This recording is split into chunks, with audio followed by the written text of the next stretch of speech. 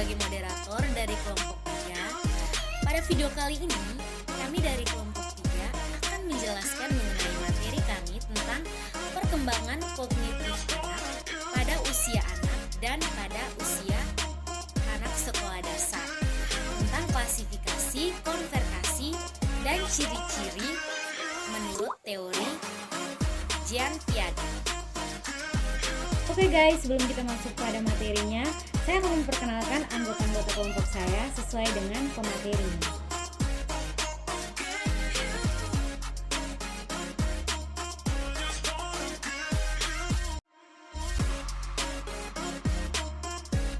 Langsung saja kita simak videonya ya. Tahap dan ciri perkembangan kognitif peserta didik usia sekolah dasar.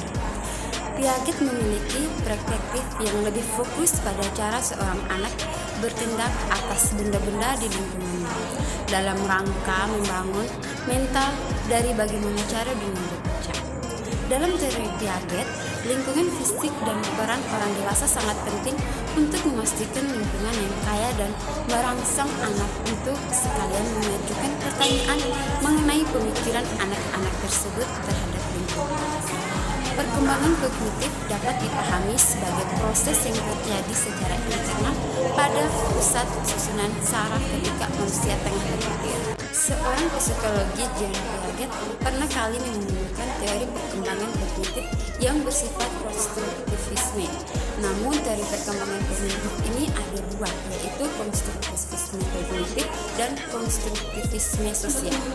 Perkembangan kognitif anak menurut Jean Piaget. Teori perkembangan kognitif yang paling banyak digunakan dan diterima para ahli adalah teori perkembangan kognitif Jean Piaget.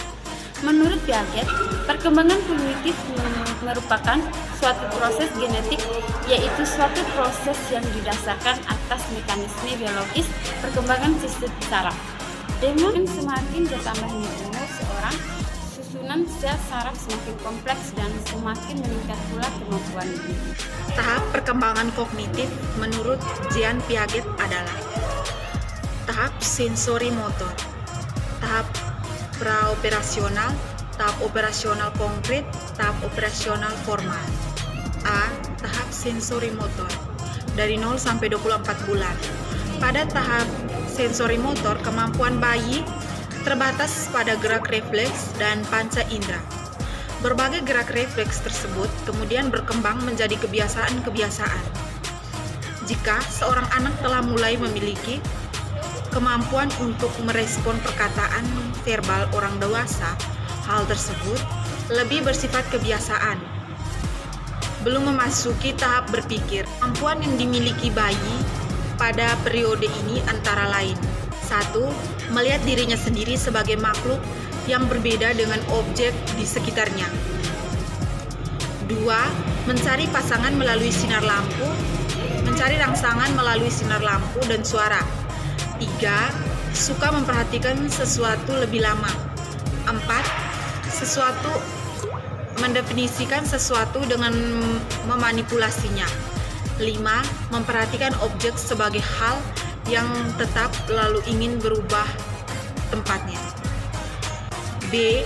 Tahap praoperasional dari 2 sampai 7 tahun. Pada tahap praoperasional, aktivitas kognitif anak dimulai dengan memahami realitas dengan simbol. Cara berpikir anak pada pertingkat ini bersifat tidak sistematis, tidak konsisten, dan tidak logis. Hal ini ditandai dengan ciri-ciri. 1.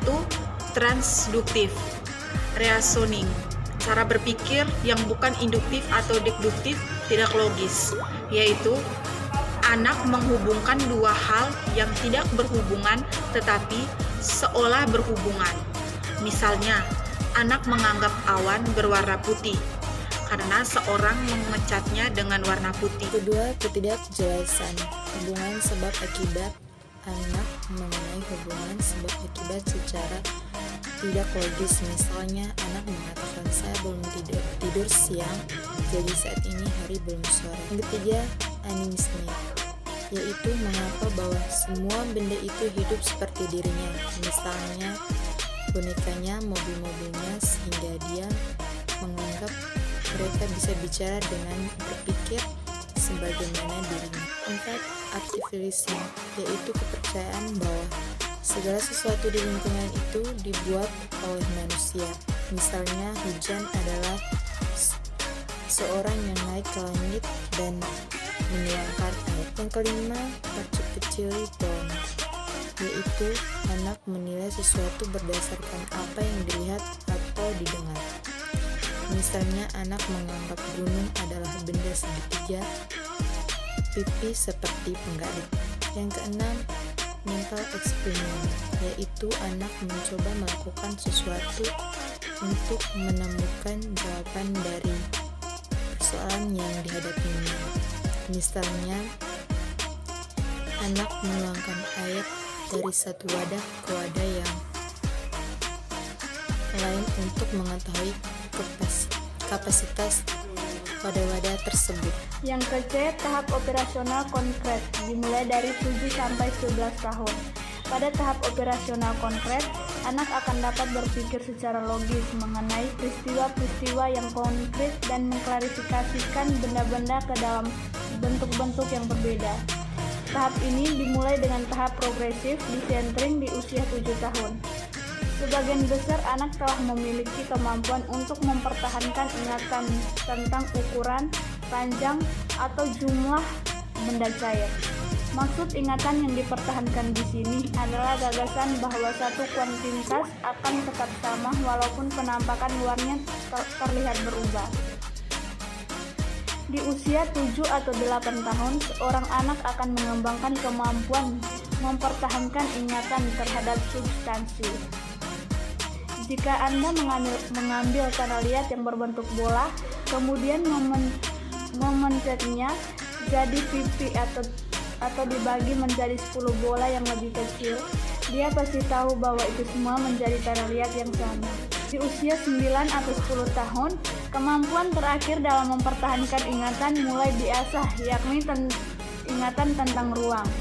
Jika Anda meletakkan 4 buah benda persegi 1 x 1 cm di atas kertas seluas 10 cm persegi, anak yang mampu mempertahankan ingatannya akan tahu bahwa ruang kertas yang ditempati keempat benda kecil tadi sama, walaupun dimanapun diletakkan.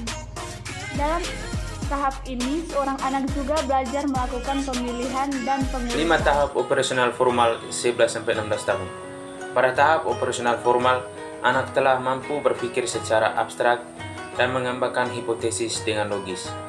Anak mampu memecahkan masalah dan membentuk argumen karena kompetensi operasionalnya berkembang menjadi lebih kompleks.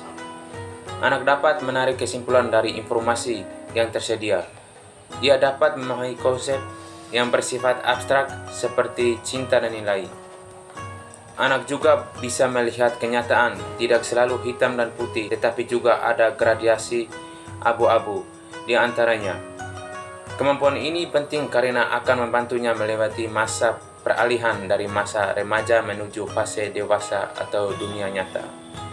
Pada tahap ini, anak mulai melakukan pemikiran spekulasi tentang kualitas ideal yang mereka inginkan dalam diri mereka dan diri orang lain.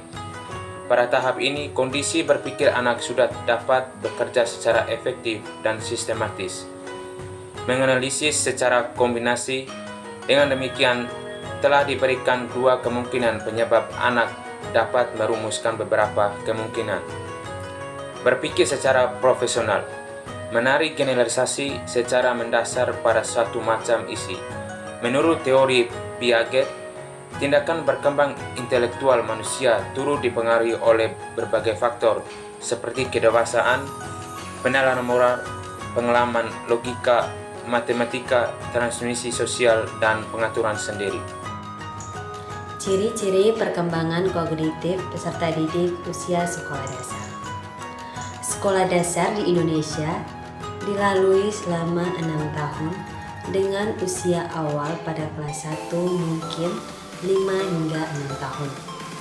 Perkembangan kognitif anak SD dapat dibagi menjadi 3 bagian berdasarkan range umur.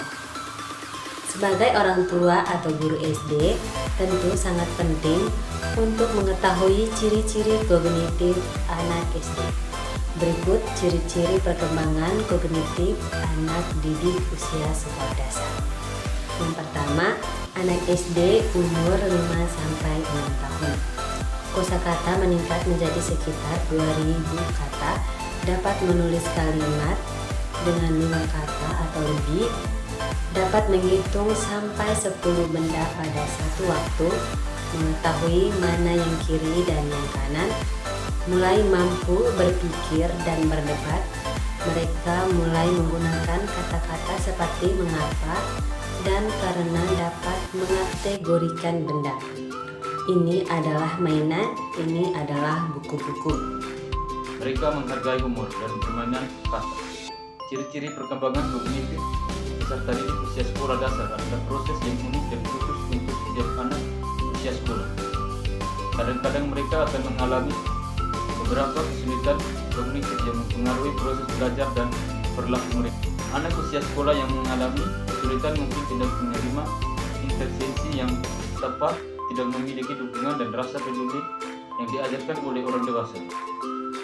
Orang tua mungkin mengabaikan beberapa perilaku tersebut karena berpikir bahwa itu terjadi karena adanya perubahan mood anak usia sekolah. Padahal belum tentu kesulitan kognitif terjadi karena perubahan mood.